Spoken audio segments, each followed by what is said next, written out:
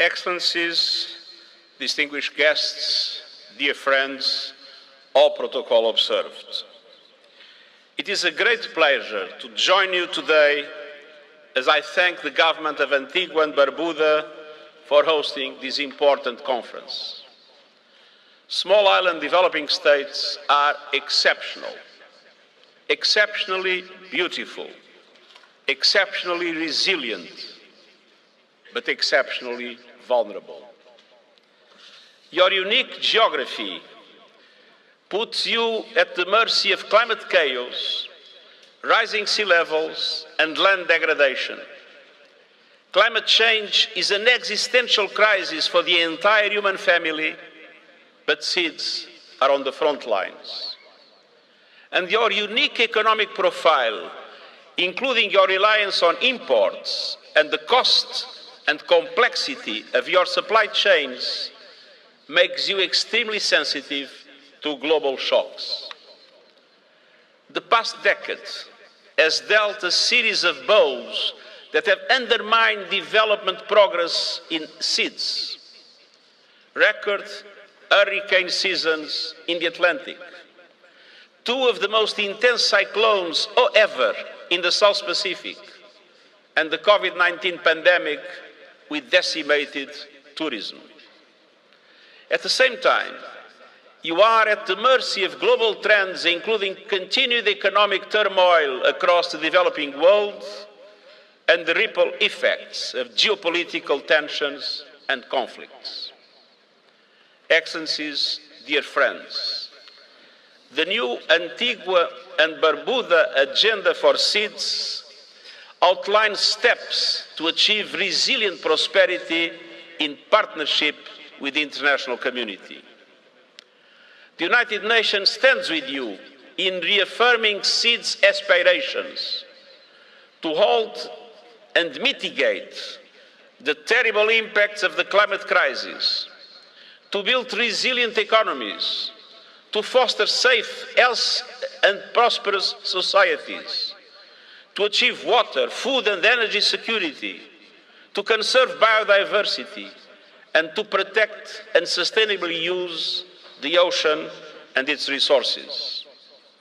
I urge SEED's governments to back up these works with bold investments and sustained engagement across all sectors of sustainable development. But SEEDS cannot do this alone. The international community has a duty to support you, led by the countries that have greatest responsibility and capacity to deal with the challenges we face. SEEDS are a test case for climate justice and financial justice. Let us see first climate justice. The world is fast approaching the 1.5-degree limit that would avoid the worst impacts of global heating.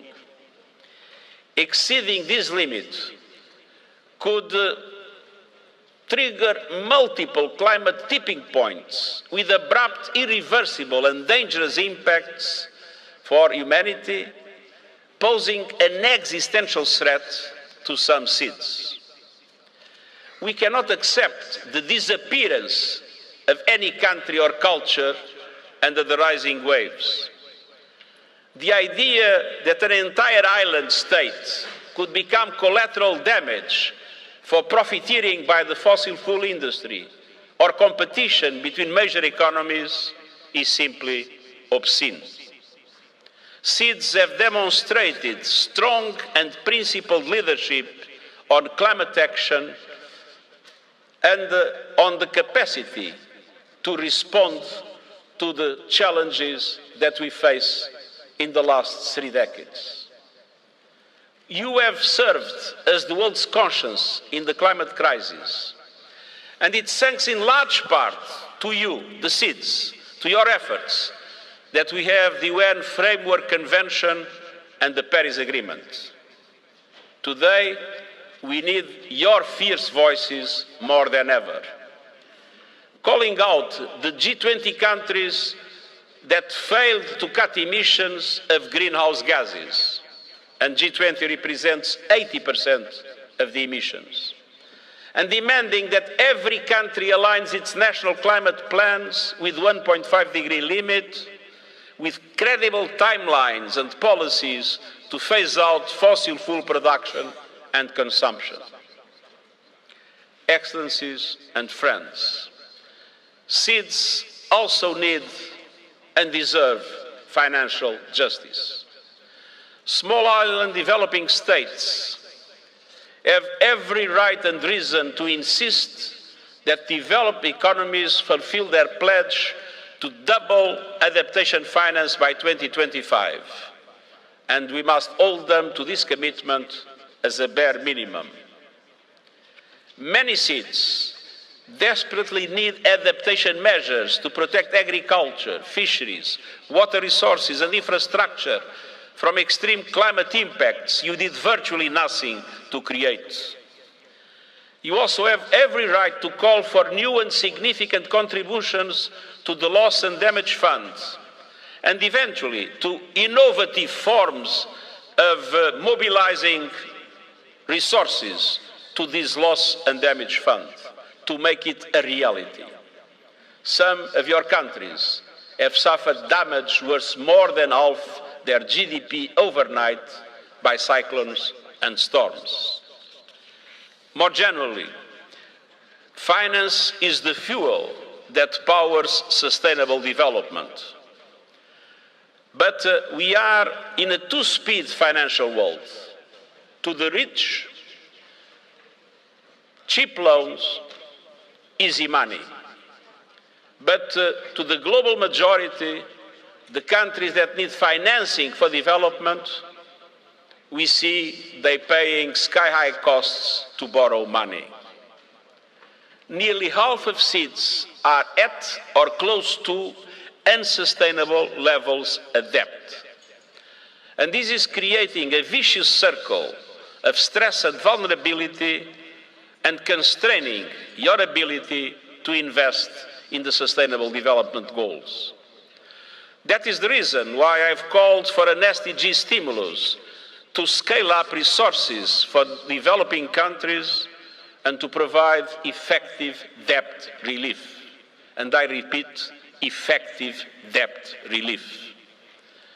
In the longer term, we are working for deep reforms to the outdated, dysfunctional and unjust global financial architecture. We need a financial system that puts the interests of developing countries first and is able to work as a global safety net. And for seeds, that means simplifying processes to access finance, and it means revisiting the rules for access to concessional financing to include the swift endorsement of the Multidimensional Vulnerability Index. It is absolutely unacceptable that a country, just because it is a middle-income country, but with dramatic vulnerabilities, has no access to concessional funding. This must change. And it means that the decision of this fourth international conference to create the Debt Sustainability Support Service is followed by concrete measures to alleviate unsustainable levels of debt. The Summit of the Future in September will be an opportunity to create strong political momentum for these reforms and I look forward to welcoming you to New York in September. Excellencies, dear friends, at times of crisis, it may be tempting to turn inward, to lower expectations and to dim hopes. But that is not the seed's way. Collaboration and mutual support and help have allowed seeds to be able to face the consequences of geopolitical storms and physical storms. And when you speak together, seeds can make an almighty noise. And I urge you to do so at this critical time for our planet and our future. Together, let's deliver meaningful change for the people and communities of small island developing states and beyond, to the benefit of the whole of humankind. Thank you.